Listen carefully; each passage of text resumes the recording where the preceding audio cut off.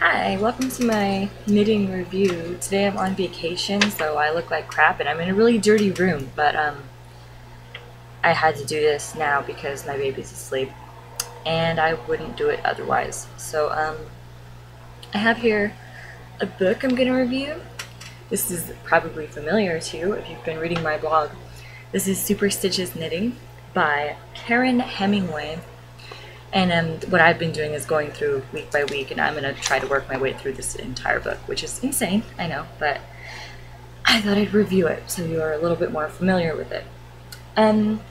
First things first, I think when you first grab the book, your first thought is, holy crap, there's a lot of patterns in here. And there really are, and they're in beautiful photography.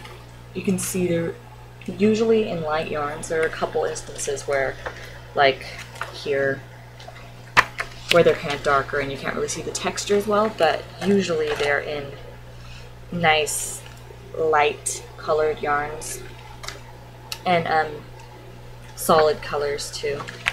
So the photography is nice and there are many different patterns. Each on this side is the directions for each of the patterns, and it says down here in this tiny little print at the bottom what direction they're going in cases of, let's see, the ones where there's several different designs on one project.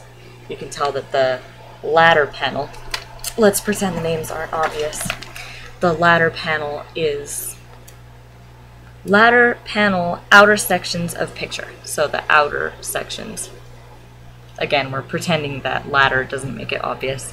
Steps panel, inner sections of picture. So you can see the inner sections would be there, and then obviously the anchors in the middle. So it's a handy layout as far as that goes. It's portable. That's my favorite thing about it.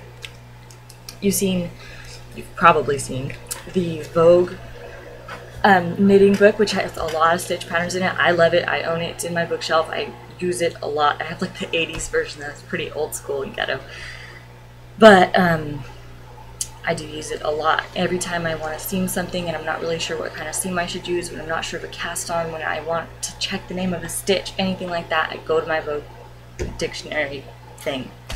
And it's super useful, but it's like this big and it's really fat and it's a hardcover book and it's super heavy, and I'm not going to carry it with me on vacation or pretty much anywhere. It's going to stay in my room forever. This will come with me. It's portable, it's pliable, it's soft, but it's sturdy. These aren't like wimpy pages that I'm going to pull right out, and they're all glossy, so that's nice too. It's well put together as far as structure goes. I like that. I have a cheat sheet, again, you see me looking over here. Right, it has a knitting basics section, so it's not like some stitch dictionaries where it's just, boom, a bunch of different panels. No, it starts out with a bit of review on your needles, the tools you need. Pretty much every knitting book does that. The yarns, you know, some ideas about that. How to read the charts, how to read your instructions. There's a list of abbreviations here and some information about gauge. I think, personally, it says list of abbreviations. The most commonly used abbreviations are given in this table. Personally, I think they're a little weird. There's some of these I mean, YFRN for yarn forward. I use yarn over, YO. I always have, I always will, and some of them I don't really use, but I've gotten used to them. So, yeah. I was trying to find another example, but I guess that's the only one that I can see right now. Yeah, so there's a little bit of information about tying your slip knot, binding off. There's, I think in here also, there's a little handy thing about twisted stitches, creating texture, twisted stitches. When I was working on that Nancy and Judy's shawl, I was trying to find another way to do a left slanting twisted stitch, and I couldn't find one in the Vogue knitting thing. I went there first because I was like, there's got to be a thing on Twisted. No, there wasn't. This is it. This is where I found it. And I was like, yes, I'm so glad I bought you in 2004. So there was a couple different ways of those. It has how to knit beads into your stuff, working with color, even making selvages and correcting mistakes. So there's a little, you know, thing in the beginning, how to finish, Kitchener stitch, everything, even the care instructions, which is really handy considering it's just one book you take with you. And it's got pretty much everything in there. I mean, not if you're like a very beginning knitter and you're trying to learn, you don't want to use this.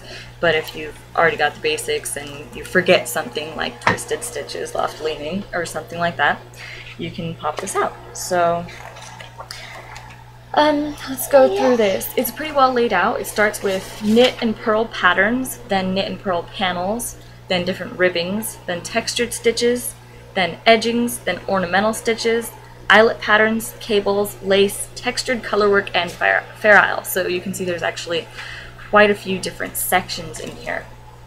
Here's a couple that I've been working on, the knit and purl patterns.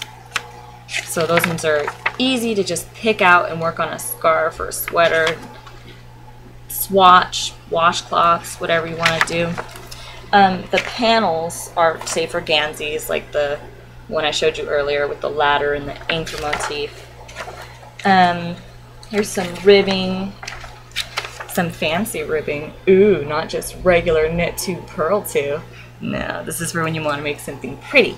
So, and it also tells you on the, up here, where it'll say multiples of 4 stitches plus 2, you know, things like that. It'll also tell you reversible, if it's reversible.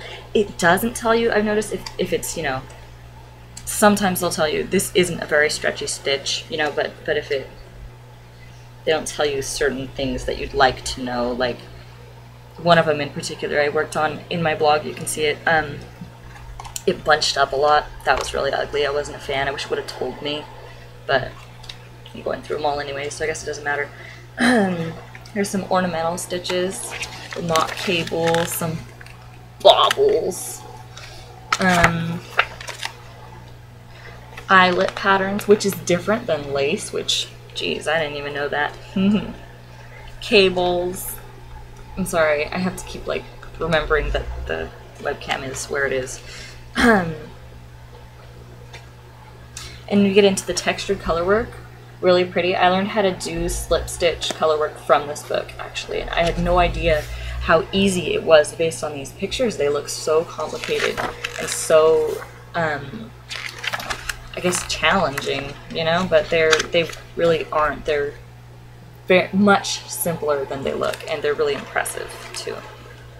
And there's some Fair Isle stuff in the back. So there you have it. There's over 300 stitch patterns in here, and of course if you're reading my blog you'll be able to see each one of them as I do a swatch because I'm insane. One Amazon user, I was looking up reviews before I did this, one person did say that she found 2 patterns in here that had mistakes. She said there was an instance where it said to repeat rows 1 and 2, but it really meant to repeat rows 7 and 8. I don't know, I haven't gone through every stitch. I will, but yeah, I'm looking forward to that. But I'm sure there might be some mistakes. In an extensive stitch dictionary like this, it must be really tough for all the editing. But you can see there are, you know, knitted examples of each one, so I assume they went through them all. Cons, there are a few done in darker yarns, but not a lot of them. And I think you can still see the texture pretty well. It's not black, it's like a dark brown, and you can still pretty well see it. Yeah, and I think it's a really useful book. You can use it for all kinds of things. It's a great stitch dictionary. I have, I think, 3 stitch dictionaries, and this is the one I use the most. So, that's it for my impromptu review at 7 o'clock in the morning when I just woke up. So, have a good day and happy knitting.